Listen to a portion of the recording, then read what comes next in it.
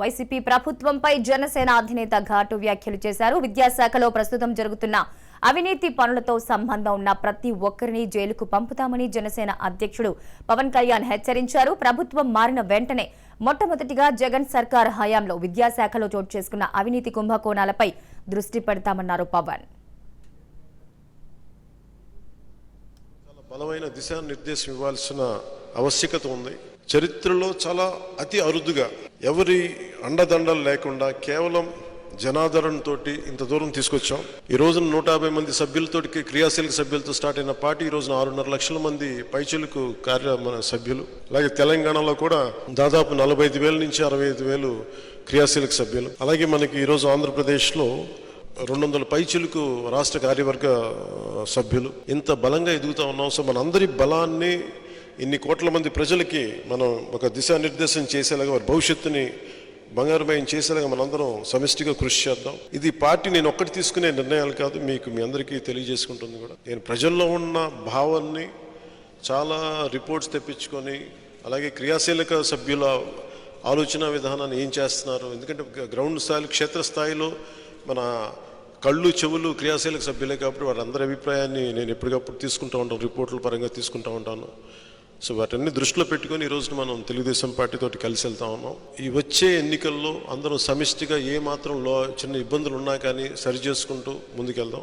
నాకైతే ఇబ్బందులు కనిపించట్లేదు. ఒకటి అరా మానవ సహజం కాబట్టి ఒకళ్ళు కనిపిస్తే దాన్ని మీరు పెద్ద మనసుతోటి అందరూ కూడా అందరం కలిసి వెళ్ళిపోయేలాగా దీన్ని ముందుకు తీసుకెళ్ళాలి. ఈ 24 ఎన్నికల్లో వైసీపీ పోయేలాగా జనసేన తెలుగుదేశం పార్టీ ప్రభుత్వం ఏర్పడేలాగా, అలాగే ముఖ్యమంత్రి స్థానం ఇందాక మాట్లాడుతూ ఉంటే కూడా నాకు అనిపించింది, నేను ఏ రోజు దానికి విముఖతనే నేను చెప్పలేదు, సముఖతగానే ఉంటాను. కానీ ఈ రోజున ప్రయారిటీ మనం పెట్టుకోవాల్సింది ముఖ్యమంత్రి పదవి కంటే కూడా ప్రజల భవిష్యత్తు చాలా అవసరం. మార్గంలో ఖచ్చితంగా అలాంటి పదవి వస్తే ఖచ్చితంగా దాన్ని జనసేన స్వీకరించడానికి సిద్ధంగా ఉంది. కాకపోతే వాటన్నిటికంటే ముందు భవిష్యత్తు చాలా బాగుండాలి ప్రజలది. ఆ విధంగా మనం అడుగులేసి వెళ్తున్నాం. మీ అందరూ ఇవాళ ఉదయం టీడీపీ విస్తృత స్థాయి సమావేశం జరగనుంది. నారా లోకేష్ అధ్యక్షతన సమావేశం జరగనుంది. పార్టీ కార్యక్రమాల్లో దూకుడు పెంచేలా లోకేష్ దిశానిర్దేశం చేయనున్నారు. జిల్లాల పర్యటనలపై భువనేశ్వరి, లోకేష్ ప్రధానంగా చర్చించనున్నారు. అనంతరం బాబుతో నేను క్యాంపెయిన్ పై చర్చించనున్నారు. అలాగే సోమవారం జనసేనతో జరిగే ఉమ్మడి కార్యాచరణపై కూడా చర్చించే అవకాశం ఉంది.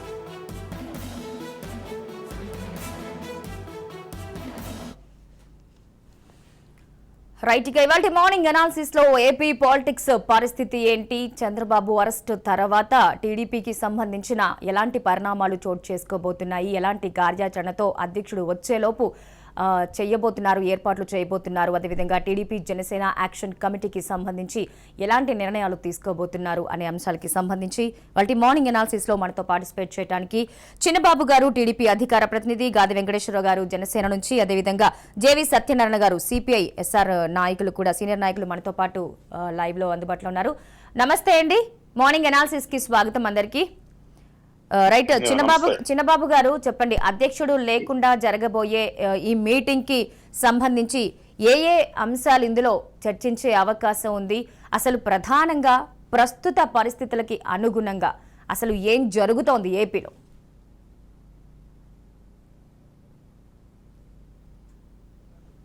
చిన్నబాబు గారు హలో హలో వెంకటేశ్వర గారు, మీకు వినిపిస్తోందండి? రైట్, వెంకటేశ్వర గారు మీరు చెప్పండి, ప్రస్తుతం ఏపీ రాజకీయ ముఖ చిత్రం ఏ విధంగా ఉంది, జాయింట్ యాక్షన్ కమిటీ ఎలాంటి నిర్ణయాలు తీసుకోబోతోంది? ముందుగా మహాలక్ష్మి గారు మీకు అలానే ఛానల్లో ఉన్నటువంటి పెద్దల సత్యనారాయణ గారికి, చంద్రబాబు గారికి, యువత అందరికి కూడా శుభోదయం, నమస్కారం. ఇవాళ మా నాయకుడు స్పష్టంగా చెప్తున్నాడు, ఈ రాష్ట్రంలో ఉన్నటువంటి పరిస్థితుల దృష్ట్యా పొత్తు పెట్టుకోవాల్సిన ఆవశ్యకత గురించి కానీ, ప్రస్తుతం ఉన్నటువంటి అధికార ప్రభుత్వం అవలంబిస్తున్నటువంటి తీరు రాష్ట్రాన్ని ఏ విధంగా అధోగతి పాలు చేశారనేది ప్రజలందరూ కూడా తెలుస్తూనే ఉంది. దాని గురించి పెద్ద చెప్పాల్సిన అవసరం కూడా లే. ఎందుకంటే రాజధాని లేని రాష్ట్రాన్ని చేసిందే కాకుండా ఇవాళ ప్రాంతాల మధ్య, మతాల మధ్య, కులాల మధ్య తెచ్చిపెట్టి లబ్ధి పొందాలని ఒక ఆలోచనతో ప్రస్తుత ముఖ్యమంత్రిగా వెళ్తున్న తీరు గమనిస్తా ఉన్నాం. ఎందుకంటే ఆ రోజున ప్రతిపక్షంలో ఉన్నప్పుడు వీళ్ళు కట్టలేరు, అన్నొస్తాడు, ఫారిన్ కంట్రీస్ చల్లనే రాజధాని కడతానని చెప్పేసిన ప్రసంగాలు ఉన్నాయి ఈ ముఖ్యమంత్రి గారివి. మరి ఏదో మాట తప్పని మడం తప్పని అంటాడు కదా పాపం. అందుకని చెప్పి జనం కూడా రాజధాని ప్రాంతంలో ఉన్నవాడు కూడా వీరికే ఓట్లేశారు. అప్పుడున్నటువంటి అధికార పార్టీని కాదని, తెలుగుదేశం పార్టీని కాదని. కానీ వచ్చిన తర్వాత ఏం జరుగుతుందో చూసినాం మనం. కూడా ఎప్పుడు వైజాగ్ పరిగెత్తామా, వెనక రాజులు ఉండేవాళ్ళు పైన కొండల మీద. ఎందుకంటే వాళ్ళకి భయం, శత్రు రాజ్యాలు వచ్చి దండెత్తామని చెప్పేసి దాని నుంచి ప్రొటెక్షన్ కోసం కొండ మీద ఇల్లు కట్టుకుని ఉండేవాళ్ళు రాజులు. అట్లా ఇవాళ ఈయన మరి ఈ కొండ మీద ఉండాలని ఎందుకు తహతహలాడుతున్నాడు అర్థం కావట్లేదు. ఎందుకంటే చూసాం కదా మనం కూడా ఈ మధ్యకాలంలో 3 సంవత్సరాలు బయట రాకుండా గడిపాడు. బయటకు వచ్చేటప్పుడేమో ఎక్కడికి వెళ్తే అక్కడ ఆ ఊరు బంద్ చేయటము, బారికేడ్లు కట్టుకోవటం, ఇంకొంచెం ముందు గారు బారికేడ్లు పట్టాలు కూడా అడ్డం కట్టుకుని ఆ సభ దగ్గరకు వచ్చి చుట్టూత సభను కూడా ఈ మధ్య కాలంలో చూసాం. సభ దగ్గర కూడా చుట్టూత బారికేడ్లు కట్టి జనం బయటకు వెళ్లకుండా. ఎందుకంటే మధ్య చూసాం కదా, ఆయన రాగానే జనం వెళ్ళిపోతున్నారు. అందుకని ఇప్పుడు ఏం జరుగుతుంది, ఒక నిర్బంధ సభను పెడుతున్నారు. ఆ సభ కూడా మనం చెప్పాలంటే సభ కాదు, నిర్బంధ సభ. ఆయన మాట్లాడటం అయిపోయేదాకా ఎవరిని బయటకు కూడా పోనకుండా ఆపుతున్నారు. అలా పెట్టుకునేటువంటి ముఖ్యమంత్రి ఇలా దౌర్భాగ్యం. అందుకని మేము ఒకటే మా నాయకుడు చెప్తుంది ఏంటంటే, రాష్ట్రం పాడైపోతుంది, ఈ రాష్ట్రంలో ఉన్నటువంటి ప్రజల భవిష్యత్తు నాశనం అయిపోతుంది, మరీ ముఖ్యంగా యువత భవిష్యత్తు అంధకారంలో పడిపోతుంది. వాళ్ళు అయోమయంలో ఉన్నారు. అసలు వెళ్ళాలండి. ఒక బీటెక్ చదివిన స్టూడెంట్ ఇక్కడ నుంచి ఆంధ్ర రాష్ట్రంలో ఉద్యోగం చేస్తున్న పరిస్థితి లేదు. వాడ ఒక ఇంజనీరింగ్ కంప్లీట్ అయితే అతను ఏం చేయాలి? ఆంధ్ర రాష్ట్రం చేయడానికి ఏం లేదు అతను క్వాలిఫికేషన్ సంబంధించి. ఎక్కడ పోవాలి? పోతే పక్కన తెలంగాణ పోవాలి, లేదంటే ఇటు పక్కన బెంగళూరు పోవాలి, అటు పక్కన పూణేనో చెన్నైయో ఎక్కడైనా అవుట్ ఆఫ్ స్టేట్లకు వెళ్ళే పరిస్థితే కానీ స్వరాష్ట్రంలో ఒక డిగ్రీ కంప్లీట్ చేసి ఉద్యోగం చేస్తున్న పరిస్థితి వాళ్ళ విద్యార్థులకు లేదు. వాళ్ళ ఇవన్నీ గమనించి మరీ ముఖ్యంగా ఏంటంటే, ఈయన ప్రకృతి సంపదని 4.5 ఏళ్ల నుంచి ఎంత దోషించారో ప్రజలందరూ గుర్తుస్తున్నాం. కొన్ని వేల కోట్ల సంపదను దోచేయడమే కాకుండా మద్యపాన నిషేధం చేస్తానని చెప్పేసి రేట్లు పెంచి మరీ ఏ రకంగా దోస్తున్నాడో అది కూడా సొంతదే. మద్యం ఆయన సొంతమే, ఇసుక ఆయన సొంతమే, వ్యాపారం, ఇవన్నీ కూడా రకరకాల వ్యాపారాలు ప్రజల మీద చేస్తూ ఉన్నటువంటి ముఖ్యమంత్రి ఎక్కడ చూడం మనం. ఒక ముఖ్యమంత్రి స్థానంకి వచ్చిన తర్వాత రాష్ట్రాన్ని ఏ రకంగా అభివృద్ధి చేద్దాము, ప్రజలకు మంచి చేసి మంచి అనిపించుకుని తర్వాత వచ్చే ఎలక్షన్ లో గెలవాలి అని అంటాడు కదా, నా ఫుటో ఉండాలి, నేను ప్రజల మనసులో ఉండాలి అని ఆలోచన చేస్తాడు ఎక్కడైనా రాజకీయ నాయకుడు. కానీ అందరూ రాష్ట్ర దౌర్భాగ్యం ఏంటంటే, ఈయన ఒక వ్యాపారస్తుడు కదా, అది కూడా దొంగ వ్యాపారాలు చేసి వచ్చినటువంటి వ్యక్తి. వ్యాపారస్తుల్లో కూడా రైట్ గా మంచి లీగల్ వ్యాపారాలు చేసిన కాదు, ఇల్లీగల్ వ్యాపారాలు చేసి కేసులు పెట్టించుకుని జనాన్ని ఒక భావోద్వేగానికి లోన్ చేసి గెలిచినాడు, ఏదో గెలిచాడు. ఇవాళ అందుకని అతని లక్షణాలు అంతే ఉంటాయి. ఎట్లా దొంగతనం చేద్దాము, ఏ రకంగా దొంగ వ్యాపారం చేద్దామని ఉంటుంది. కానీ ఏ రకంగా రాజకీయాలు చేసి మంచి చేద్దాం ప్రజలకన్నా ఆలోచన రాదు. మాట్లాడితే నొక్కాను నేనంటే ఏందో నొక్కేది, ఇక్కడ నొక్కుతున్నాడు. మరి ఎంత అప్పు పెరిగిపోయింది ఇవాళ ఆంధ్ర రాష్ట్రం అప్పు. ఆ తెచ్చిన అప్పులు నువ్వు ఎంత ఖర్చు పెడుతున్నావు, రాష్ట్రంలో వచ్చే రెవెన్యూ ఎట్టిపోతుంది ఎవరికి తెలియదు. క్వశ్చన్ మార్క్ ఇదంతా కూడా. సో ఇలాంటి పరిస్థితి నుంచి బయటపడాలంటే, ఇలాంటి డబ్బులు సంపాదించి డబ్బులతో రాజకీయం చేస్తున్నటువంటి వ్యక్తి నుంచి బయటపడాలంటే ఖచ్చితంగా ఉన్నటువంటి భావస్వరూపమైన రాజకీయ పార్టీలు అన్ని కలిసి వెళ్తేనే కనుక మంచి జరగదన్న ఒక ఆలోచనతో జనసేన పార్టీ నాయకుడు వాళ్ళ టీడీపీతో పొత్తు పెట్టుకుని పొత్తుతో ముందుకెళ్తున్నాను. ఆ పొత్తు ఖచ్చితంగా ఈ రాష్ట్రానికి ఉపయోగపడాలి, ఈ ప్రజలకు ఉపయోగపడాలని ఆలోచన మేము వెళ్తున్నాం. కాబట్టి ఆ రకంగానే రేపు నిర్ణయాలు కూడా ఆ రకంగా అంటే మా వాళ్ళు తీసుకునే నిర్ణయాలు ఖచ్చితంగా ఎక్కడ కూడా వేషజాలకు పోము. మాకు ఎందుకంటే ప్రజలే ముఖ్యం, ఇక్కడ ప్రజలే ముఖ్యము, ఈ రాష్ట్రం యొక్క అభివృద్ధి ముఖ్యం. కాబట్టి ఖచ్చితంగా మేము దానికి తగ్గట్టుగా నిర్ణయాలు తీసుకున్నాం. తెలుగుదేశం వాళ్ళు కూడా ఆ రకంగానే ఉంటారని చెప్పేసి మేము భావిస్తున్నాం. ఇద్దరం కూడా కలిసి మళ్ళా ఏదైతే ఒక దుర్మార్గమైనటువంటి ప్రభుత్వం నడుపుతున్నటువంటి ఈ పార్టీ ఉందో, రేపు రానున్నటువంటి ఎలక్షన్స్ లో డబ్బులు పెట్టుకుని గెలవాలని ప్రయత్నం చేస్తుందో, వీటినన్నిటినీ కూడా తిప్పికొట్టి ఖచ్చితంగా ఈ రాష్ట్రంలో ఒక మంచి ప్రభుత్వాన్ని జనసేన పార్టీ తెలుగుదేశం పార్టీ కలిసి పొత్తులో ఒక మంచి ప్రభుత్వాన్ని ఏర్పాటు చేసి ఈ రాష్ట్రాన్ని మళ్ళా పునర్నిర్మించుకొని ఒక రాజధాని, మంచి రాజధాని కట్టి ఐటీ కంపెనీని తీసుకొచ్చి ఈ పిల్లల యొక్క భవిష్యత్తుని తీర్చిదిద్దాలని ఒక ఆలోచనతో మేము ఉన్నాం. కాబట్టి మంచిగానే మేము ముందుకెళ్తాము, ప్రజలు కూడా మమ్మల్ని ఆశీర్వదిస్తారని ఒక నమ్మకం అయితే మాకుందండి మహారాజ్. రైట్, వెంకటేశ్వర గారు సత్యనారాయణ గారితో మాట్లాడే ప్రయత్నం చేద్దాం. సత్యనారాయణ గారు నమస్తే. నమస్తే. నమస్తే అండి. వెంకటేశ్వర గారికి, చంద్రబాబు గారికి, అలాగే రాజ్ టీవీ వీక్షకులందరికీ చెప్పండమ్మా. సత్యనారాయణ గారు, ప్రస్తుతం అసలు ఏపీ రాజకీయ ముఖ చిత్రంపై మీ ఎనాలిసిస్ ఏంటి? సాఫీగా సాగిపోతుందా?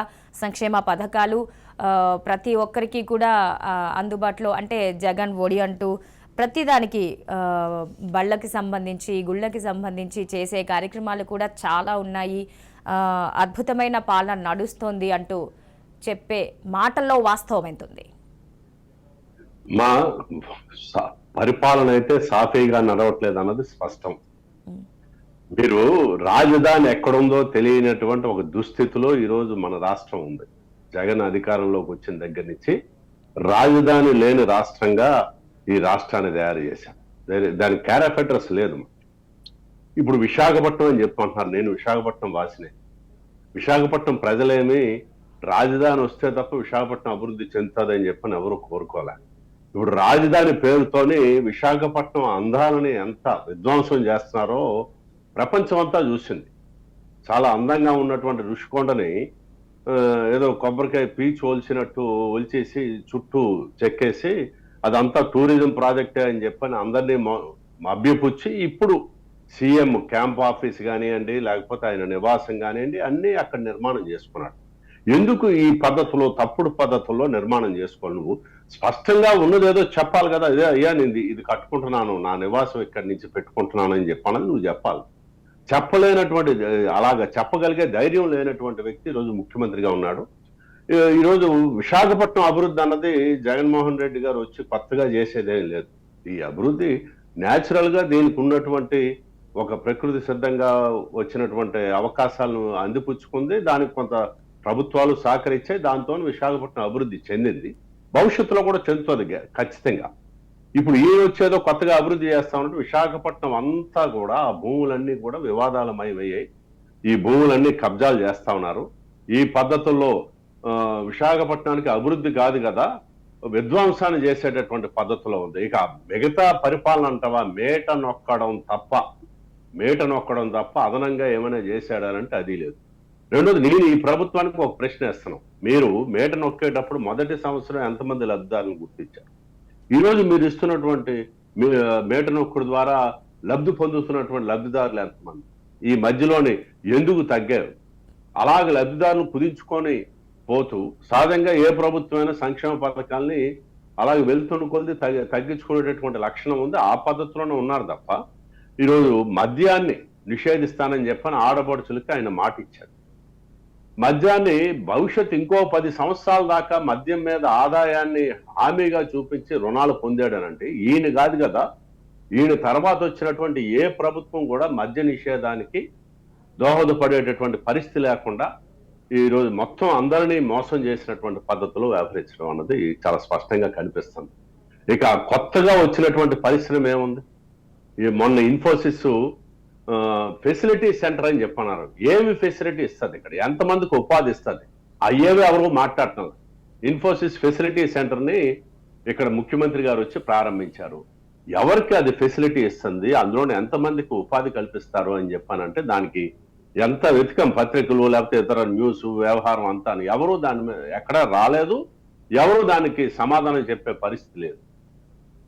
ఎక్కడ ఒక్క గ్రామ సచివాలయాలు లేకపోతే ఈరోజు వాలంటీర్లు ప్రభుత్వం డబ్బులు పే చేస్తూ వాళ్ళంతా కూడా వైసీపీ కార్యకర్తగా పనిచేయించుకునేటటువంటి పరిస్థితి మనం స్పష్టంగా చెప్తున్నాం. ఏమనంటే వాళ్ళు ప్రభుత్వం పే చేస్తుంది, వైసీపీకి సంబంధం లేదని బయటికి చెప్తున్నా కూడా వాలంటీర్లు అందరూ కూడా మేము నిర్వహించేటటువంటి సభలకి సమావేశాలకి అన్నిటికీ రావాలని చెప్పిన వాళ్ళు మంత్రులే ఎమ్మెల్యేలే స్పష్టంగా చెప్తున్నారు. వీళ్ళంతా మన పార్టీ కార్యకర్తల బంధువులే ఉన్నారు కాబట్టి వీళ్ళందరూ మనకు ఉపయోగపడతారని చెప్పాను. అంటే ప్రభుత్వ డబ్బుతోని సొంత ప్రచారాన్ని, సొంత పార్టీ కార్యక్రమాన్ని చేసుకునేటటువంటి పద్ధతుల్లో ఆయన వ్యవహరిస్తున్నాడు తప్ప ఎక్కడా కూడా ఈ రాష్ట్రాన్ని అభివృద్ధి పదంలో నడుపుదాం మిగతా రాష్ట్రాలతో కంపారిటివ్ గా అని చెప్పనేటటువంటి దాంతో ఆయన ప్రయత్నం చేయట్లేదు.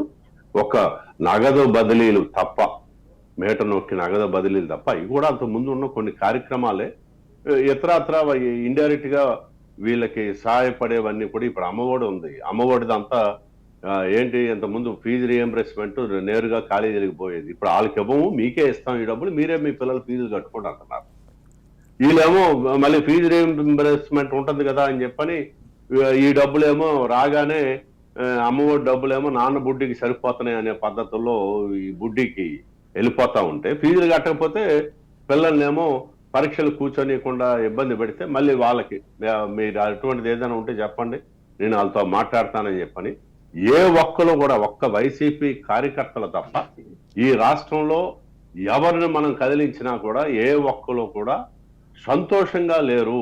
మేము ప్రశాంతంగా బతకగలం అనేటటువంటి ఒక ధీమాతో బతకగలిగేటటువంటి పరిస్థితి లేకుండా ఈ రాష్ట్రంలో పోయింది. రైట్ సత్యనారాయణ గారు, రైట్ ఒకసారి మన చిన్నబాబు గారితో మాట్లాడదామండి. చిన్నబాబు గారు నమస్తే అమ్మా. నమస్తే అండి, మార్నింగ్ అనాలిసిస్ కి స్వాగతం. మన చిన్నబాబు గారు, మీ అధ్యక్షులు అరెస్ట్ అయిన తరువాత ఎందుకు పరిస్థితులు అంత జటిలంగా తయారవుతున్నాయి? అంటే ఎక్కువ మంది చెప్పేది అక్రమంగా కేసులు బనాయించి వాటిని ఇంకా టైట్ చేయటం అనేది ప్రతిపక్షాల నుంచి వస్తున్న మాట. కొంతమంది నారా చంద్రబాబు నాయుడు అభిమానులుగా చెప్తున్న కొంతమంది టీడీపీ నేతల్లో కూడా సరైన వ్యక్తులు, అంటే బెయిల్కి సంబంధించి సరైన చర్యలు తీసుకుని ఉంటే ఈ పాటికి బాబు గారు బయటికి వచ్చేవారే, కానీ ఇక్కడ నుంచి కూడా ఎఫర్ట్ సరిగా లేదు అనే మాట ఎంతవరకు వాస్తవం? నమస్తే అమ్మా. సార్ మూర్తి సార్, గాది వెంకటేష్ సార్, మీరు కూడా ఈ డిబేట్ కార్యక్రమంలో పాల్గొనడానికి ధన్యవాదాలు తెలియజేస్తున్నాను సార్. ఈరోజు రాష్ట్రంలో అందరూ చూస్తున్నారు, ఈ 4.5 సంవత్సరంలో ఎటువంటి దుర్మార్గ పాలన కొనసాగుతా ఉండదు అనేది.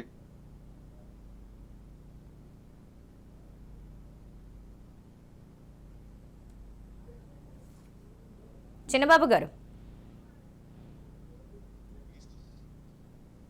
రైట్, ఆడియో చిన్న టెక్నికల్ ఇష్యూ వచ్చింది, ఆడియో ప్రాబ్లం గా ఉన్నట్టుంది. రైట్, వెంకటేశ్వర గారు, ఇప్పటి వరకు అంటే సత్యనారాయణ గారు చెప్పినట్టుగా నిజంగానే అంటే ఎవరైనా అధికారికి, సెంట్రల్ గవర్నమెంట్ ఉద్యోగికి కొన్ని కంఫర్టబిలిటీస్ అనేవి ఎప్పుడు కూడా ఆ జాబ్ పర్పస్ నుంచి గవర్నమెంట్ నుంచి వస్తూ ఉంటాయి, ఏమైనా గెస్ట్ హౌసెస్ కానీ ఇవి కానీ వాడుకోమని.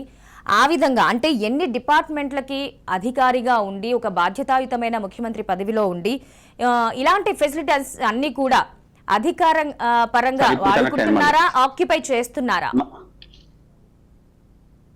చంద్రబాబు నేను సార్ ఇప్పుడు వినపడతాం సార్.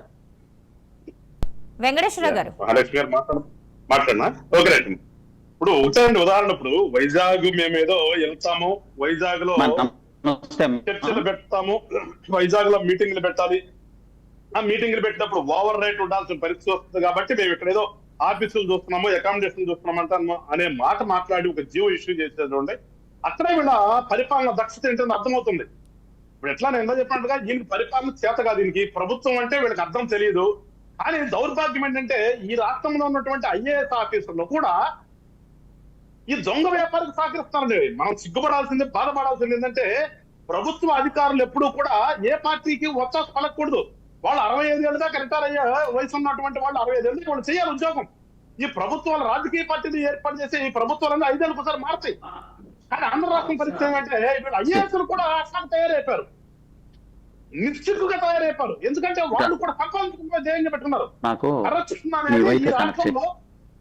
కరప్షన్ అనేది ఈ రాష్ట్రంలో ప్రయారిటీ అయిపోయింది. వాళ్ళ ఫస్ట్ ప్రయారిటీ ఏంటంటే ఈ ఆఫీసర్లు కానీ ఈ సోకాల్ రాజకీయం కానీ కరప్షన్ అనేది ఒక ప్రయారిటీ వాళ్ళకి. ఇక అంతమించి ఏం లేదు, ఏ రకంగా సంపాదించుకోవాలి అనే ఆలోచనతో మొదలు పెడుతున్నారు. కాబట్టి ఇవాళ ఆ జీవో ఇష్యూ అయింది. ఇవాళ తర్వాత ఆ జీవో ఏంటండి, ఓవర్ నైట్ ఉంటే ఏమవుతుంది మీకు, ఏదో మీరు చెప్పినట్టుగా గెస్ట్ హౌస్లు ఉంటాయి, లేదంటే ఇంకోటి ఏదైనా అకామిడేషన్ కల్పించుకుని ఒక నైట్ నుండి వచ్చేసేయచ్చు.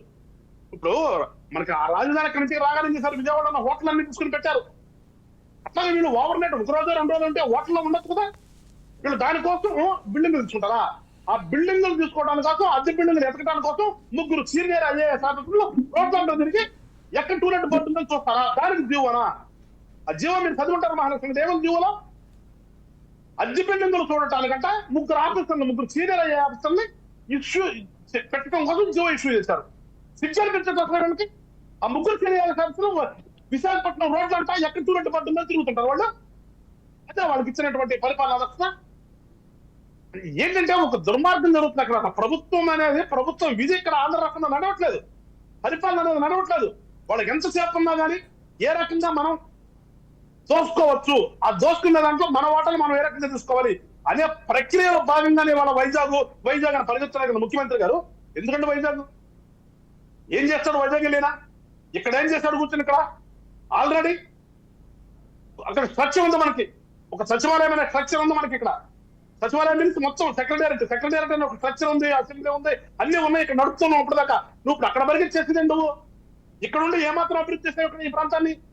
నువ్వు ఉన్నటువంటి ప్రాంతం కానీ, నువ్వు పుట్టి పెరిగినటువంటి నీ కడప రాయలసీమ ప్రాంతం కానీ ఏమైనా చేసావా? అంటే నీ పుట్టినటువంటి కడపలోనే అన్నమయ్య డ్యాము నీ యొక్క తప్పిదం వల్ల మీరు ఎత్తనం ఇంకోవడం కోసం మీరు ఆ వాటర్ ని లేపకుండా అట్లాగే ఉంచి అది పగిలిపోయే స్టేజ్కి వచ్చిందో ఒకసారి లేపితే ఆ అన్నమయ్య డ్యామ్కి వచ్చినటువంటి ఊర్లన్నీ కూడా, ఎన్ని ఊర్లు? 7 ఊర్లు, దాదాపు 7 ఊర్లన్నీ కూడా మట్టి కొట్టుకుపోయాయండి. అంటే మనాలు మాట్లాడుతున్నారు మట్టి కొట్టుకుపోయి ఇవాళకు కూడా ఆ మట్టిని తీసి ఆ భూములను అప్పచెప్పే పరిస్థితి లేదు. ఆ ఊర్లు పోతే ఊర్లో 3 నెలల్లో ఇంటికి చెప్తారని చెప్పావు. 3 నెలలు అయిపోయి ఇప్పుడు 5 × 3 15 నెలలు అయింది. దాదాపు 2 సంవత్సరాలుగా వస్తుంది. మీరు సొంత జిల్లాలో ఇంతవరకు వాళ్ళ పట్టించుకున్న పాపాన్ని పోలేదు. ఏ అధికారి పోలేదు వాళ్ళ దగ్గరికి. వాళ్ళ అరో లక్షణం అంటూ అల్లాడిపోతున్నారు. 7 ఊర్లలో కూడా ఉండటానికి ఇల్లు లేదు. పంటలు అక్కడ మనకి కోనసీమ ఎట్లా ఉంటుందో ఆ ప్రాంతం అట్లా ఉంటుంది అంటే అన్నమయ్య డ్యామ్ కింద అవి మట్టి దిబ్బలతో నిండిపోయి వాళ్ళ మట్టి తీసిక ఆ మట్టి తీసి వాళ్ళకి సర్వే చేసి ఏ పొలం ఎవరిని అప్పచెప్తే వాళ్ళు బ్రహ్మాండంగా బతుకుతారు అక్కడ. నువ్వు ఇల్లు కట్టపోయిన ఈ పట్టి కట్టుకునేవాళ్ళు వాళ్ళని రోడ్లు పడేస్తారు. చిక్కో మొక్కు లేదు. అదేమంటే ఏదో జగనన్న భూ రక్షణ అని చెప్పేసి సర్వే చేసి ఒక రాళ్ళు వస్తున్నాడు పెద్ద ఎత్తున. మరి అక్కడ ఎందుకు చేయలేదు? నువ్వు చేయాల్సింది అక్కడ కదా. నువ్వు అవసరం ఉంది అక్కడ కదా. అవసరం ఉన్న అక్కడ వదిలేసి ఆ రాయి మీద కూడా జగనన్న పేరు పెట్టుకుని సిగ్గు లేకుండా పొలాలపట కూడా రాళ్ళు పోతున్నటువంటి ఈ మనిషిని వాటికి పరిపాలన ఏ రకంగా చేస్తారండి? మీరు అన్నట్టుగా ఇందాక ఎంతసేపు ఉన్నా కానీ ఏ పథకం పెడదామా, ఆ పథకానికి నా పేరు నా ఈ పేరు పెట్టుకుందామా అని ఆలోచన తప్పితే రెండోది ఏముంది? పేర్లేదు ఇక్కడ మనం జరిపిస్తుంది. పేరులు తప్పితే అసలు ఆ పథకం ఏంటి, ఆ పథకం కింద జరిగినటువంటి ఉపయోగం ఏంటి రాష్ట్రానికి అన్నది ఎక్కడన్నా కానీ ఒకటి చెప్తారు. ఎవరు వచ్చాడు మాట్లాడితే పవన్ కళ్యాణ్ గారు ఒకటి చెప్తానికి వస్తారు. ఈ సన్నాసులందరూ ఒక్కరు వచ్చి చెప్పారండి ఇంకో ఈ పథకం వల్ల ఈ రాష్ట్రానికి ఈ రకంగా ఉపయోగపడింది, ప్రజలకు మంచి జరిగిందని చెప్పారండి. దానికి ఎవరు రావడానికి వస్తారు? ఒక పార్టీ స్థానంలో ఉంది కాబట్టి చర్చించడానికి వస్తారు. అంతకుమించి వాళ్ళు చేసి ఏమీ రాష్ట్రంలో. అందుకని ఒకటే చెప్తున్నాను, ప్రజలారా మీరు తెలుసుకోండి, మేల్కోనండి. ముఖ్యంగా మేల్కోండి. ఏం జరుగుతుంది రాష్ట్రంలో మీరు ఒకసారి మేల్కోండి. ఎందుకంటే ప్రజాస్వామ్యంలో ఓటు అనేది ఒక పెద్ద ఆయుధం. మీ దగ్గర ఉన్నటువంటి ఆయుధాన్ని నిన్ను రక్షించుకోవడానికి నువ్వు రక్షించబడాలి. నీ ద్వారా నీ ప్రాంతం రక్షించబడాలి. నీ ప్రాంతం ద్వారా రాష్ట్రం రక్షించబడాలి. నీ చేతిలో ఉన్న ఆయుధమే ఈ రాష్ట్రాన్ని కాపాడే ఆయుధం. కాబట్టి దాన్ని సక్రమంగా ఉపయోగించి రానున్నటువంటి ఎలక్షన్ ఒక మంచి నిర్ణయం తీసుకోమని చెప్పేసి జనసేన పార్టీని మేము కోరుతున్నాం అందరినీ కూడా. చిన్నబాబు గారు వినిపిస్తోందా అండి మీకు ఆడియో? వినపెడతాం మేడం. చిన్నబాబు గారు చెప్పండి, ఈ రోజు జరగబోయే జనసేన టీడీపీ జాయింట్ యాక్షన్ కమిటీలో అధ్యక్షుడు లేకుండా అంటే ఎలాంటి నిర్ణయాలు మీరు తీసుకోబోతున్నారు? దిశా నిర్దేశం చేసే నాయకుడు జైల్లో ఉండగా ఇప్పుడు ఉన్న అందరూ కూడా నేతలు, ముఖ్య నేతలందరూ కూడా ఈరోజు ఎలాంటి కార్యాచరణ ప్రకటించబోతున్నారు? తెలుగుదేశం పార్టీకి ఈ రోజు కొత్త కాదమ్మా. 1983 నుంచి కూడా ఈ ఆటుపోట్లు ఎదుర్కొనే దాంట్లో ఎప్పుడు ముందుంటుంది. ఇక్కడ నాయకులు లేకపోయినా కూడా కార్యకర్తలు నడిపించే అటువంటి పార్టీ ఇది. ఈ తెలుగుదేశం పార్టీ చాలా పటిష్టంగా గ్రామ స్థాయి నుంచి రాష్ట్ర స్థాయికి, జాతీయ స్థాయికి కూడా ఒక మంచి కేడర్ ఉండే పార్టీ ఇది. ఈ పార్టీని ఎవరు గాని అణగదొక్కాలని చూస్తే అదంత ఆషామాషి పని కాదు. అదేవిధంగా మా నాయకుడు చంద్రబాబు నాయుడు గారు ఈ రోజు ఆటుపోట్లు ఎదుర్కోలేదు. కానీ ఈ 73 సంవత్సరాల వయసు గల వ్యక్తి ఒక మీటింగ్లకు కానీ ఉదయాన్నే బయలుదేరితే సాయంత్రం కానీ రాత్రి 11, 12 వరకు కానీ ఏకదాటిగా నిలబడుకునే ప్రసంగాలు ఇచ్చిన వ్యక్తి జైల్లో ఎన్ని ఇబ్బందులు పెట్టినా కూడా తట్టుకునే ఉండే సామర్థ్యం మా నాయకుడికి. అదేవిధంగా మేము ఈరోజు తెలుగుదేశం పార్టీ, జనసేన పార్టీని కూడా మేమందరం కూడా స్వాగతిస్తున్నాం. ఎందుకంటే మంచి నిర్ణయాలు తీసుకుంటారు. అధ్యక్షుడు లేకపోయినా కూడా మా కార్యదర్శి గారు లోకేష్ బాబు గారు చాలా యువగలం పాదయాత్ర నుంచి ఈ అందర నోర్లను కూడా ముయించి చాలా స్పష్టంగా కూడా స్పీచ్లు కూడా ఇచ్చే రాటుదేలిన నాయకుడుగా ఎదిగినారు. ఆచితూచి నిర్ణయాలు కూడా తీసుకునే శక్తి సామర్థ్యాలు వచ్చేసి మా లోకేష్ బాబు గారికి ఉంది. అదే విధంగా కూడా మా పవన్ కళ్యాణ్ గారు కూడా ఇప్పుడు కలవటం కూడా మేము చాలా మంది మా కేడర్ గాని, మా నాయకులు గాని, మా కార్యకర్తలు గాని, ఓటర్స్ కూడా అందరూ కూడా స్వాగతిస్తున్నారు. ఇప్పుడు ఎక్కడైనా 10 మంది కూర్చున్న దగ్గర ఎవరైనా అనామకులు పోయి కూడా వింటే ఏమంటున్నారంటే ఇది దగ్గర పడింది, ఎవరు కానీ మేము మాట్లాడకుండా పోతున్నాము. డిసెంబర్ నుంచి చూడండి వ్యతిరేకత ఏ విధంగా ఈ వైఎస్ఆర్ పార్టీకి ఇంకా పుంజుకుంటుంది.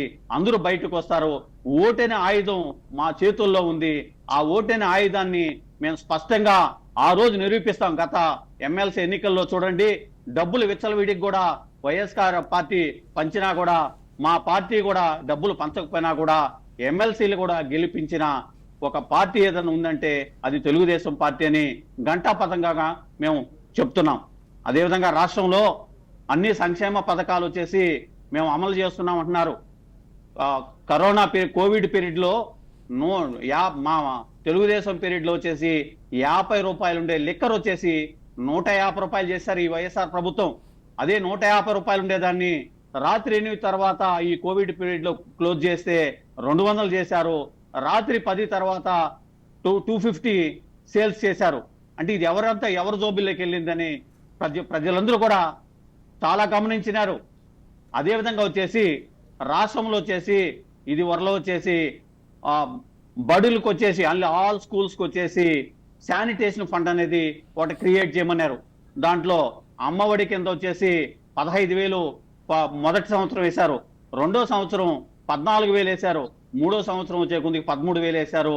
వీటన్నిటిని కట్ చేసి శానిటేషన్ ఫండ్ అని ప్రతి స్కూల్లో ఒక ఖాతాని ఓపెన్ చేయమన్నారు.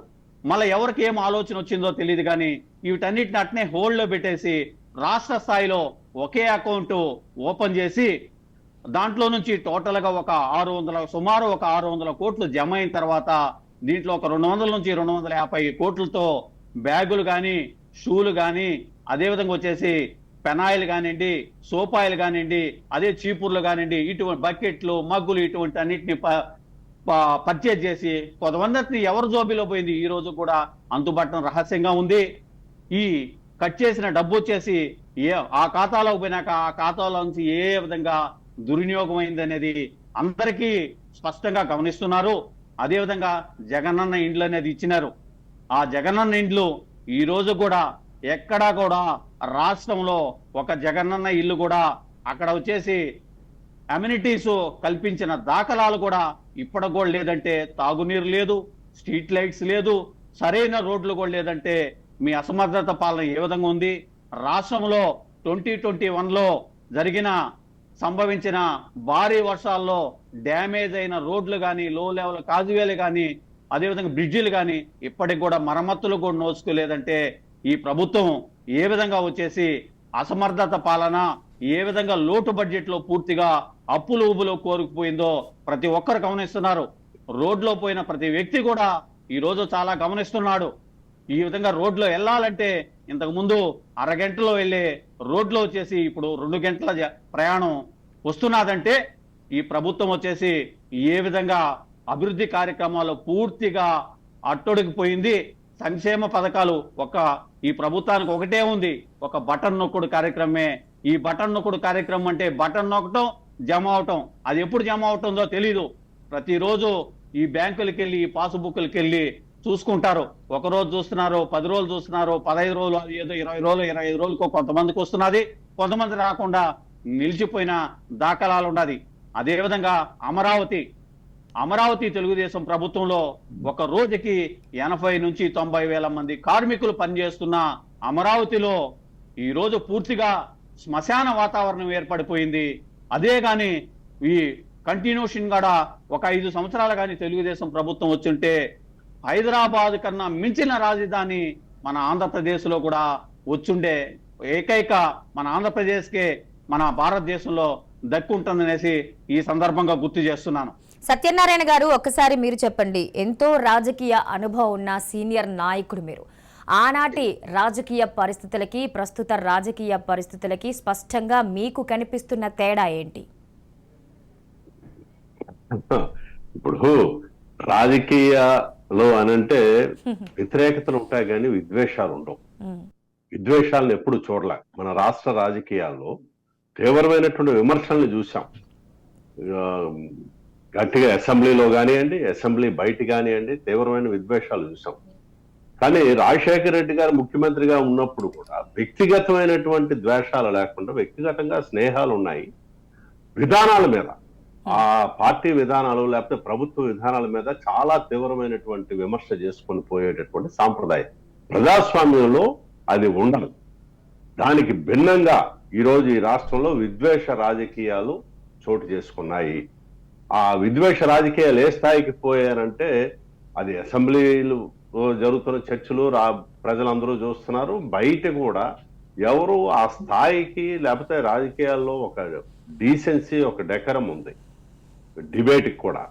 దాన్ని కూడా మర్చిపోయి వ్యక్తిగతంగా దోషంలకి దిగి ఇదే చాలా గొప్పది అని చెప్పని అనుకునేటటువంటి పద్ధతులు వ్యవహరిస్తా ఉన్నారు ఈరోజు మీడియా మీద కానివ్వండి. ఆఖరికి ఈ రాష్ట్రంలో మొదటిసారి జ్యుడిషియరీ మీద కూడా దానికి రకరకాల కారణాలను ఆపాదించి, కులం కానీ ఇతరత్ర అంశాలను కూడా ఆపాదించి ఏ పద్ధతిలో దాడి చేశారో మనం చూసాం. కాబట్టి రాష్ట్రంలో ఉన్నటువంటి ఒక రాజకీయ వాతావరణం, డెమోక్రటిక్ ఫ్యాబ్రిక్ అంటాం, దాన్ని మొత్తాన్ని ధ్వంసం చేశారు. ఇప్పుడు మీరు ఎవరైతే తప్పుడు అంటే అసభ్య పదజాలంతో తీవ్రంగా ప్రతిపక్షాలను విమర్శిస్తారో వాళ్ళకి పదవులు ఇచ్చేటటువంటి దుస్థితి వచ్చింది. గతంలో వాళ్ళు ఆ పార్టీలో చేసిన కృషి దాన్ని చూసుకొని పదవులు ఇచ్చేవాళ్ళు. ఇప్పుడు అలా కాదు. అధికార పార్టీ వాళ్ళకి పదవులు కావాలనంటే తీవ్రంగా ప్రతిపక్ష నాయకుల్ని వ్యక్తిగతంగా ఎంత తీవ్ర స్థాయిలో దూషిస్తే వాళ్ళకి అంత తొందరగా పదవులు వచ్చేటటువంటి పరిస్థితి వచ్చింది. దాని మీద పోటీ పడుతున్నారు తప్ప దాంతో రాష్ట్రంలో ఉన్నటువంటి రాజకీయ వాతావరణాన్ని ధ్వంసం చేశారు. రాజకీయాల పట్ల వస్తున్నటువంటి యువతకి ఒక విముఖత కలిగించేటటువంటి పద్ధతుల్లో ఈ రోజుని అధికార పార్టీ, ప్రత్యేకించి వైసీపీ వాళ్ళు వ్యవహరిస్తున్నటువంటి తీరు మనం ఏదైనా ఉండొచ్చు, ఎంత తీవ్రమైన వ్యతిరేకత ఉండొచ్చు, దాన్ని వెలబుచ్చడానికి ప్రజాస్వామ్యంలో భారత రాజ్యాంగం ఇచ్చినటువంటి అనేక అవకాశాలు ఉన్నాయి. అవకాశాలను వినియోగించుకొని తద్వారా విమర్శలు చేయాలి. కానీ అసలు విమర్శ లేకుండా ప్రజాస్వామ్యం ఉండదు. విమర్శ చేయాలి. ఆ విమర్శ కూడా దానికి ఒక సద్విమర్శ ఉండాలి. ఎదుటి వ్యక్తిలో ఏమైనా లోపాలు ఉంటే ఆ లోపాలను ఎత్తి చూపి వాటిని సరి చేసుకునేటటువంటి పద్ధతిలో విమర్శ ఉండాలి. అంతే తప్ప వ్యక్తిగతంగా కించపరిచి ఆఖరికి కుటుంబ సభ్యులను కూడా వీధుల్లోకి తీసుకొచ్చి వాళ్ళ మీద కూడా చాలా చాలా అసభ్య పదజాలంతో వాళ్ళ మానసికంగా తలెత్తుకోలేనటువంటి పద్ధతుల్లో ఈ రోజుని వాళ్ళ దాడులు చేస్తా ఉన్నారనంటే ఇది ప్రజాస్వామ్యమా లేకపోతే ఏకస్వామ్యమా? ఎప్పుడు ఇలాగే ఉండిపోతామా? ప్రజాస్వామ్యంలో ప్రతి 5 సంవత్సరాలకు ఒకసారి ప్రభుత్వాలు మారితే రేపు ప్రజలు ఎవరికి నచ్చితే వాళ్ళకి ఓటు వేసుకునేటటువంటి హక్కు ఉంది. మీరు ఎలాగే చేయాలి, మీరు అలాగే చేయాలని ఎవరు డిక్టేట్ చేసినా ఉండదు. అది అంత పెద్ద నియంతలైనా ప్రపంచ చరిత్రలో, మానవ చరిత్రలో చూసుకుంటే నియంతలు అందరూ కూడా మట్టి కొట్టుకొని పోయారు. ఇటువంటి వ్యక్తిగత పోకడలు పోయినటువంటి వాళ్ళు ఎవరూ కూడా ప్రజాస్వామ్యంలో నిలదొక్కునేటటువంటి పరిస్థితి లేదు. అంతిమంగా ప్రజలదే విజయం అవుతుంది. కాబట్టి ప్రజలకి జవాబుదారీగా ప్రభుత్వం అన్నది ప్రజల ఆస్తికి 5 సంవత్సరాల పాటు ట్రస్టీగా వస్తారు. ట్రస్టీగా వచ్చినటువంటి వాళ్ళు ఆ ఆస్తుల్ని పరిరక్షించాలి, దాన్ని మరింత అభివృద్ధి చేయాలి, ప్రజలకు మెరుగైనటువంటి పాలన అందించాల్సినటువంటి వాళ్ళు ఆ పద్ధతిలో వ్యవహరించకుండా వ్యక్తిగతంగా వాళ్ళ ఆస్తుల్ని పెంచుకోవడానికి ఎన్ని రకాల అడ్డుగోలు వ్యవహారాలు ఉన్నాయి. ఇప్పుడు ఇసుకది ఒక్కటే మీరు తీసుకోండి. నేను వచ్చిన తర్వాత రివర్స్ టెండరింగ్ పేరు చెప్పాడు. రివర్స్ టెండరింగ్ పేరుతోని ఈరోజు నేను ఎంత మిగిల్చానని చెప్పాను. ఇప్పుడు శ్వేతపత్రం ప్రకటన చేయమనండి. మీరు శ్వేతపత్రం ప్రకటన చేసి రివర్స్ టెండరింగ్ వలన పనులు ఆగిపోయి తర్వాత తిరిగి పునఃప్రారంభించిన తర్వాత ఎవరైతే తక్కువకి తీసుకున్నారో ఈ పనులన్నీ వాళ్ళంతా కూడా ఇప్పుడు ఎస్కలేషన్ క్లాజులు ఉపయోగించుకొని ఎలా పెంచుకున్నారు, ఎంత అదనంగా ఖర్చు అయింది, ఎంత డిలే అయింది, డిలే అవ్వడం వల్ల ఎంత భారం ఈరోజు రాష్ట్ర ప్రజల మీద పడుతుంది. రెండోది, మీరు కూడా ఒకే సంస్థకి ఒకే సంస్థకి మొత్తం వర్కులన్నీ కట్టబెట్టేటటువంటి ఒక పరిస్థితి ఉంది. అలాగే ఇసుక దాని మీద ఎంత దందా జరుగుతుందో తెలుసు. ఈరోజు లిక్కర్ అన్నది లేని బ్రాండ్లన్నీ తీసుకొచ్చి పెట్టి ప్రజల ఆరోగ్యాన్ని మొత్తాన్ని ధ్వంసం చేస్తా ఉన్నారు. ఈరోజు ఏ ఆసుపత్రులు చూసినా ప్రభుత్వ ఆసుపత్రుల్లో లేవర్లు పాడైపోయి, ఎందుకంటే నాసి రకమైనటువంటి మద్యాన్ని సేవించడం వలన వాళ్ళ ఆరోగ్యాలు క్షీణించిపోయి ఏమి అమ్మఒడి, ఏమి ప్రజల సంక్షేమం ఇందులోని, మీరు ఇచ్చిన హామీ ఏంటి, మీరు చేస్తున్న పనులేంటి, వాటిని ఎలా సమర్థించుకుంటారంటే వాటి మీద చర్చకి సిద్ధం కాకుండా ఇతరత్ర కక్ష సాధింపు చర్యలు చేస్తూ చర్చను అంతటిని మొత్తాన్ని డైవర్ట్ చేసి వాళ్ళు అనుకున్నటువంటి పద్ధతుల్లో వాళ్ళు చేసుకుని పోయేటటువంటి స్థితి ఈ రోజు ఉంది. ఇది ఒక విధంగా దౌర్భాగ్యమైనటువంటి పరిస్థితి ఈ రాష్ట్రంలో ఉందని చెప్పని స్పష్టంగా చెప్పొచ్చు. వెంకటేశ్వరరావు గారు, జనసేన అధినేతని టీడీపీ ఇప్పుడు మీరు కలిసి పోటీ చేస్తున్నారు, కానీ ముందు నుంచి పవన్ కళ్యాణ్ గారిని ప్యాకేజీ పుత్రుడు అంటూ చేసే కమెంట్స్కి సంబంధించి కానీ ఇప్పుడు కలిసి పోటీ చేస్తున్న నేపథ్యంలో కానీ అందరి కమెంట్స్ని కూడా నిజం చేస్తున్నట్టుగా ముందుకెళ్తున్నారా లేదా అన్నట్టుగా ప్రభుత్వానికి సంబంధించి పాలన అసలు ఏమాత్రం ఇది లేదు, ఎవ్వరికీ కూడా నచ్చని పాలన, ఒక దుర్మార్గమైన పాలన నడుస్తోంది, దీన్ని ఎలాగైనా అరికట్టాలి అనే దిశగా ఎలాంటి స్ట్రాంగ్ ఇదితో మీరు ముందుకు వెళ్ళబోతున్నారు, ఎలా సమాధానం చెప్పబోతున్నారు? నిన్న కూడా చూశారు మా నాయకుడు మా సెంట్రల్ ఆఫీస్ లో పెట్టినటువంటి ప్రెస్ మీట్ లో మాట్లాడటం జరిగింది విద్యా వ్యవస్థలో జరుగుతున్న లోపాల గురించి. అసలు ఏ శాఖ తీసుకున్నా ఇవాళ మనం అసలు ఆ మినిస్టర్కి ఆ శాఖ గురించి అసలు తెలుసా లేదు? గబక్కన కేబినెట్ లో కనుక వాళ్ళందరూ మంత్రులందరం కనుక అక్కడ కూర్చోబెట్టి ఈ పలానా శాఖకి ఎవరంటే గబక్కన చేయొచ్చే పరిస్థితి వీళ్ళకుందా? అసలు ఏ శాఖకి ఎవరు మినిస్టర్ తెలుసా? అంటే ఈ రాష్ట్ర పౌరుడిగా నాకే సిగ్గేస్తుంది. పార్టీలు తీసుకొచ్చేపు పక్కన పెడితే అసలు ఈ ప్రజాస్వామ్యంలో ప్రభుత్వం ఏర్పడిన తర్వాత ఇలా సత్యంగా చెప్పాడు, ఆ ప్రభుత్వం యొక్క విధి ఏంటి? అసలు ప్రభుత్వం అంటే అసలు వీళ్ళకి అర్థం తెలుసా? వీళ్ళకి అదేమి తెలియకుండా ఎంతసేపు ఉన్నా కానీ ఏ రకంగా 5 సంవత్సరాలు సంపాదించుకోవాలి, మనం వీరైనంత ఏ రకంగా సంపాదించుకుందాము, ఆ సంపాదించుకోవడానికి ప్రభుత్వ అధికారులను కూడా ఏ రకంగా అడ్డం పెట్టుకుందాము, వాళ్ళని కూడా నేను ఒక అడుగు ముందుకేసి మాట్లాడుతున్నాండి, ప్రభుత్వ అధికారులను కూడా వీళ్ళ యొక్క దందాల్లో భాగస్వాములను చేసుకుందాము అని ఆలోచిస్తూ ఉంటే దానికి అడ్డుకట్ట వేయాల్సినటువంటి అధికారులు కూడా వాళ్ళకి ఒత్తాసపడుతూ ఒక రకంగా భాగస్వాములు అవుతున్నారు. ఇంతకుముందు మనకి స్లీపింగ్ పార్ట్నర్ అని చెప్పేసి మనకి ఈ పార్ట్నర్షిప్ ఫారంలో వస్తూ ఉంటుంది. స్లీపింగ్ పార్ట్నర్ అని వాడు ఏదో పెట్టుబడి పెడతాడు, వాడు ఎక్కడ కనిపిస్తాడు. ఆ రకంగా వాళ్ళ ఈ రాష్ట్ర అధికారులు కూడా కొంతమంది ఉన్నారు అని చెప్పడానికి నాకేమాత్రం ఇదిగా అనిపించట్లేదు నాకు. సో వీళ్ళు అంతకంటే ఏం చేస్తారంటే ఏ శాఖ తీసుకున్నారు నేను చెప్తున్నాను కదా, అసలు మనకు ఉన్నటువంటి శాఖలు ఏ శాఖలు అయినా సరే ఆ మంత్రి కనుక లేదంటే ఆ శాఖకు సంబంధించిన ప్రిన్సిపల్ సెక్రటరీ వస్తే మనం సైట్ గా మాట్లాడచ్చు సార్. ఒకసారి డిబేట్ కూర్చుంటే ఈ రాష్ట్రంలో పరిపాలన ఏ రకంగా ఉంటుందో అర్థమైపోతుంది ప్రజలకి. దానికి కారణం వాళ్ళు ఎవరు కూడా ఇంకా సత్యనారాయణ చెప్పినట్టుగా ఎవడు ఎక్కువ చిరితే ఎవడు ఎక్కువ ప్రతిపక్షాల మీద రౌడీ ఏం చేస్తానని చెప్పేసి రోడ్డు మీదకి వస్తాడో వాడికి మంత్రి పదవులు కట్టి పెట్టినటువంటి దౌర్భాగ్యం ఉన్నటువంటి ప్రభుత్వం ఇది. ఒక ప్రతిపక్ష నాయకుడు 14 సంవత్సరాలు ముఖ్యమంత్రి చేసిన ఆయన ఇంటి మీద కార్డు వస్తుందిపోతే వాళ్ళకి మంత్రి పదవి ఇచ్చారు కదా, లేదు ప్రతిపక్షాన్ని ఎక్కువ ఎవరు చెడతారో చూసి వాళ్ళ మంత్రి పదవి ఇచ్చారు కదా, వాళ్ళే కదా వాళ్ళ శిక్షవాడు చెప్తే ఈ కేబినెట్ లో అసలు నాకు ఇచ్చినటువంటి పోర్ట్ఫోలియో ఏంటి, ఆ పోర్ట్ఫోలియో ఏమి జరుగుతుంది, ఈ రాష్ట్రంలో మనం ఉన్న టైంలో ఏం చేద్దామా అని ఆలోచన కలిగినటువంటి వ్యక్తి కేబినెట్ లో ఒక్కళ్ళని చూపించండి. ఒక్కళ్ళని ఇదిగో పర్లేదు ఈ కేబినెట్ లో ఈ వ్యక్తి అన్నా సరే కొంచెం ఆ శాఖ గురించి లేదంటే రాష్ట్ర ప్రజల గురించి రాష్ట్రం గురించి ఆలోచిస్తాడు అన్నటువంటి కేబినెట్ లో ఉన్నటువంటి ఒక మినిస్టర్ ఒక వ్యక్తిని ఒక ఐడెంటిఫై చేసి చెప్పానండి వాళ్ళని చెప్పండి. అంత దౌర్భాగ్యంగా ఉందండి. దొరక రోజుల్లో రాజకీయాలంటే ఒక మంత్రి అంటే మంత్రికి ఒక విలువ ఉండేది. అరే ఈ మంత్రి గారి స్వయంలో ఈ ఫలానా జరిగింది మంచి జరిగింది అని చెప్పుకుంటా ఉండేది.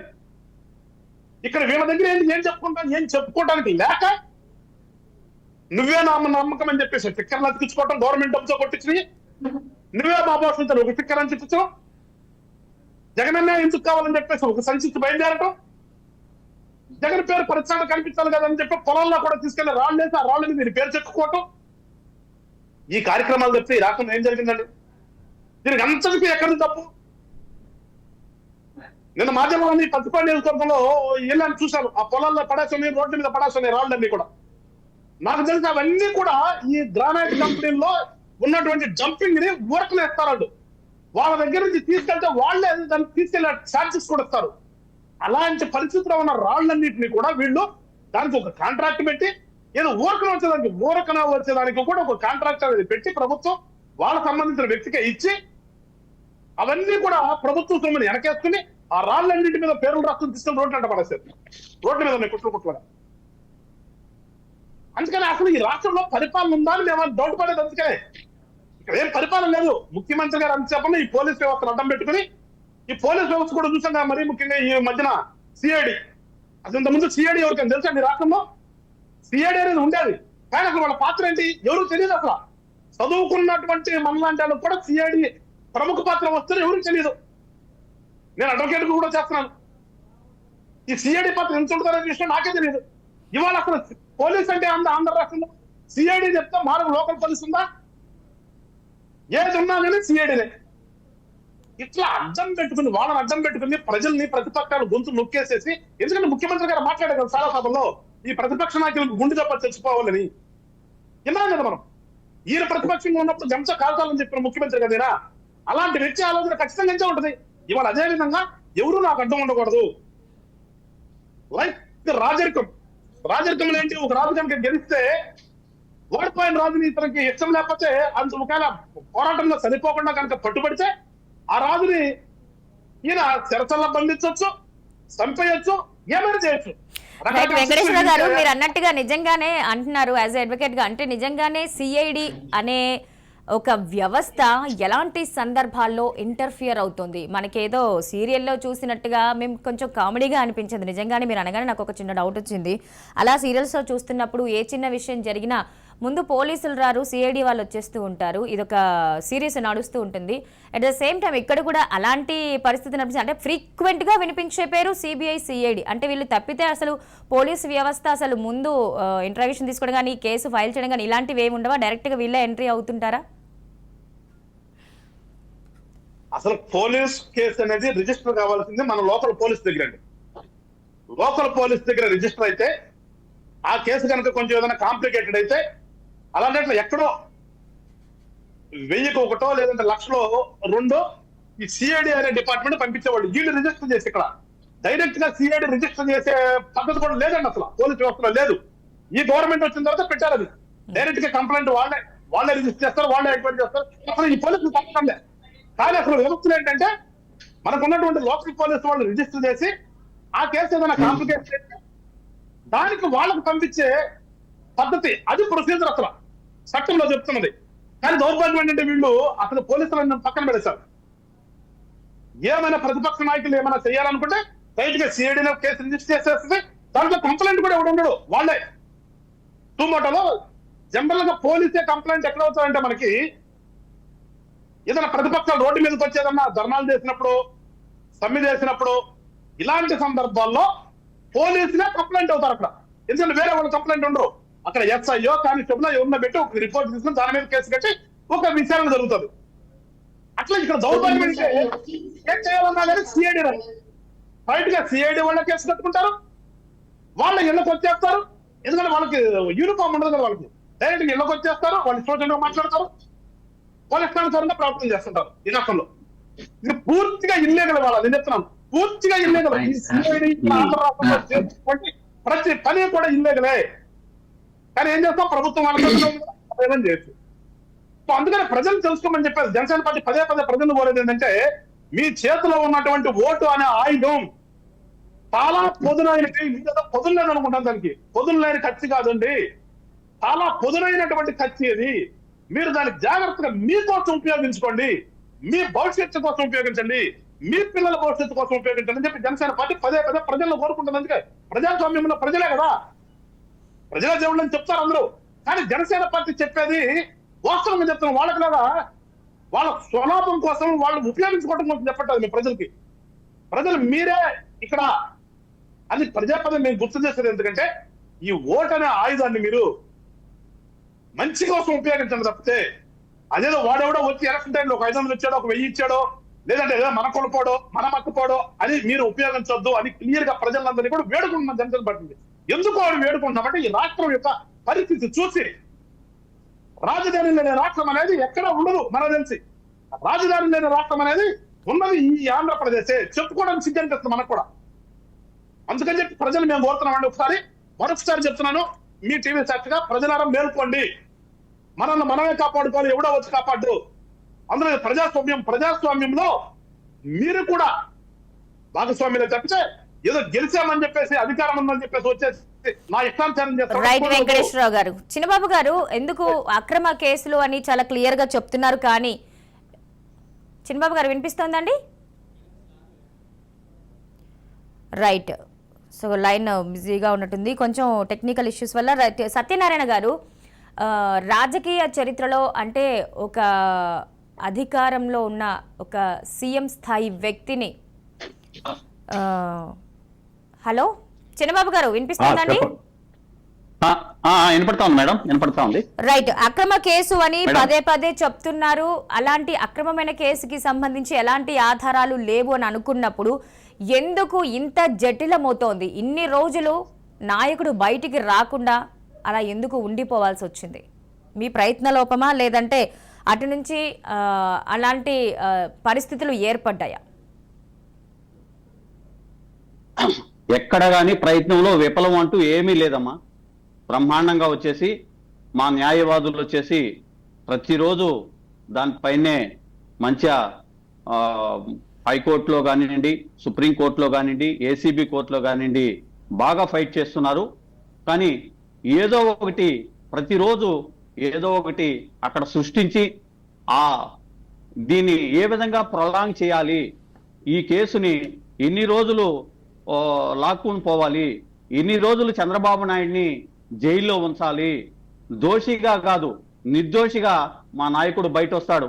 ఎక్కడన్నా భారతదేశ చరిత్రలో ఎవరన్నా కానివ్వండి ఒక జైల్లో పెడితే జైల్లో కూడా చిత్రహింసలు తెలియకుండానే ఇచ్చే వ్యక్తులకి ఎవరికన్నా చెల్లుతుందంటే ఈ వైఎస్ఆర్ ప్రభుత్వానికే చెల్లుతుంది. ఆరోగ్యం బాగలేదంటే వీళ్ళకి కావాల్సిన టీము పంపిస్తున్నారు, అన్ని ఆరోగ్యంగా ఉండాలంటున్నారు.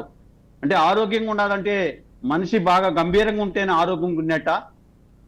చర్మ వ్యాధిగా ఆల్రెడీ మా నాయకుడు ఉంటే దాంట్లో ఏ విధంగా చర్మం దురదపడితే ఏ విధంగా ఉంటుంది బాధ అంటే అది ఎవరికైనా వచ్చినప్పుడే తెలుస్తుంది. కానీ మీరు మీ నాయకుడు అదే విధంగా 16 నెలలు జైల్లో ఉన్నాడు. జైల్లో ఇదే విధంగా కానీ కక్షలతో కానీ నడుపుంటే మీరు ఒక్క రోజైనా కూడా ఆ జైల్లో క్షేమంగా కానీ ఉండుంటారా? అదేవిధంగా ఇన్ని ములాఖత్తులు జరుగుంటాయా? ఎక్కడన్నా కానీ ములాఖత్తుల్లో కూడా కోతలు విధించారంటే అది వీళ్ళకే చెందుతుంది.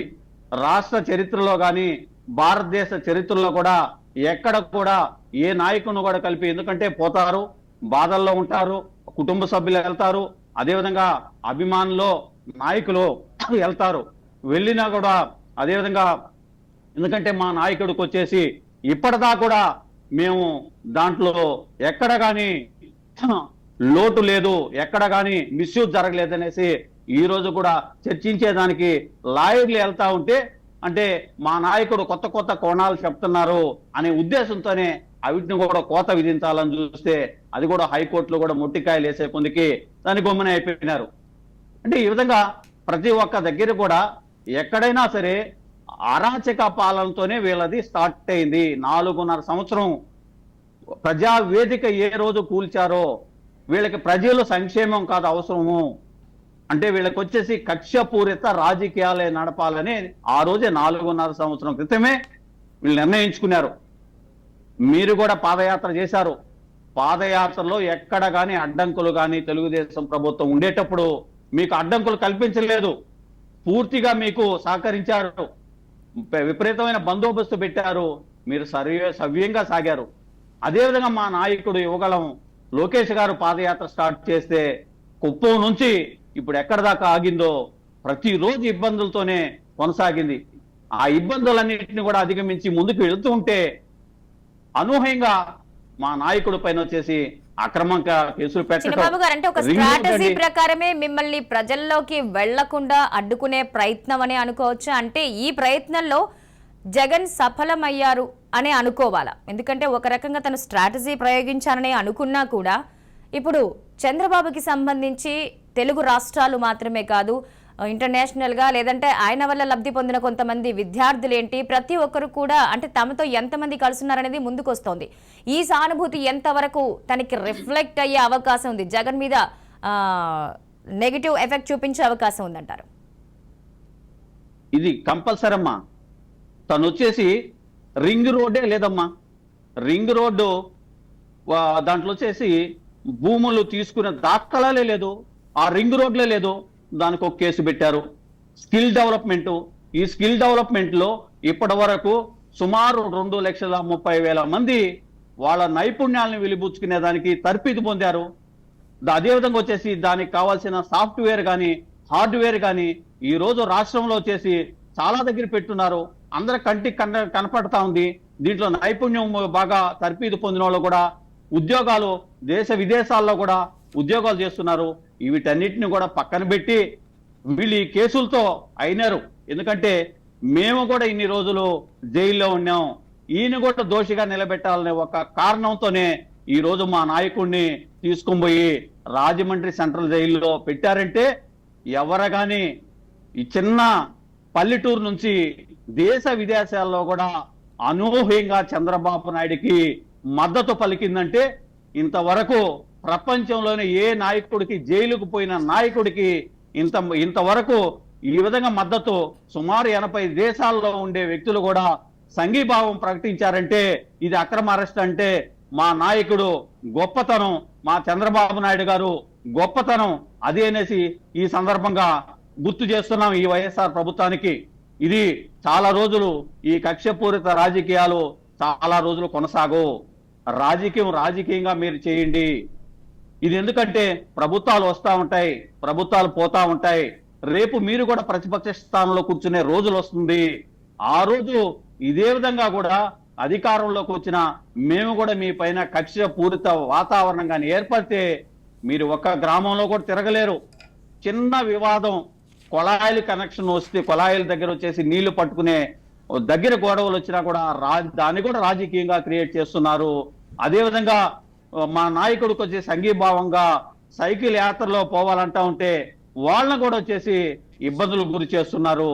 ఇటువంటి ఇబ్బందులు అంటే ప్రతి ఒక్కరూ బయటకు వచ్చేదానికి కూడా భయపడే రోజుల్లో ఈ రోజు అనూహ్యం మద్దతు మన ఆంధ్రప్రదేశ్ లో వచ్చిందంటే చంద్రబాబు నాయుడు గారి పైన అంత నమ్మకం. ఇంకా మనం చంద్రబాబు నాయుడు గారిని వదిలితే ఈ రాష్ట్రం పూర్తిగా బాగుపడదు. టోటల్ గా ఒక శ్మశానం అయిపోతుంది. నిరుద్యోగులు రాబోయే భవిష్యత్తులో యువత టోటల్ గా నిరుద్యోగులుగా మిగిలిపోతారు.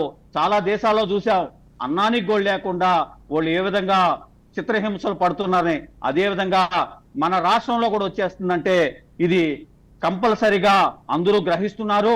దానికి ఉదాహరణమే. Right, thank you so much అండి. మార్నింగ్ అనాలిసిస్ లో మాతో పార్టిసిపేట్ చేసినందుకు చిన్నబాబు గారు, సత్యనారాయణ గారు, అదేవిధంగా వెంకటేశ్వర గారు, థ్యాంక్ యూ సో మచ్ అండి. రైట్, మొత్తానికి మార్నింగ్ అనాలిసిస్ లో ఒక సీఎం స్థాయి వ్యక్తిని ఇన్ని రోజులుగా జైల్లో ఉంచడం అనేది బహుశా రాజకీయ చరిత్రలో ఇదేనేమో. మరి ముందు ఎలాంటి నిర్ణయం వస్తుంది అనేది వేచి చూడాలి. మరి ఈ రోజు జరగబోయే టీడీపీ భేటీకి సంబంధించి 10 గంటలకి లోకేష్ అదేవిధంగా భువనేశ్వరి ప్రధానంగా చేయబోయే కార్యక్రమాలకి సంబంధించి కానీ సోమవారం జనసేనతో టీడీపీ జాయింట్ యాక్షన్ కమిటీకి సంబంధించి ఎలాంటి కార్యాచరణ చేయబోతున్నారు అనే విషయాలకి సంబంధించి కానీ ఒక నిర్ణయం తీసుకునే అవకాశం ఉంది. సో ఇది ఇవాల్టి మార్నింగ్ అనాలిసిస్.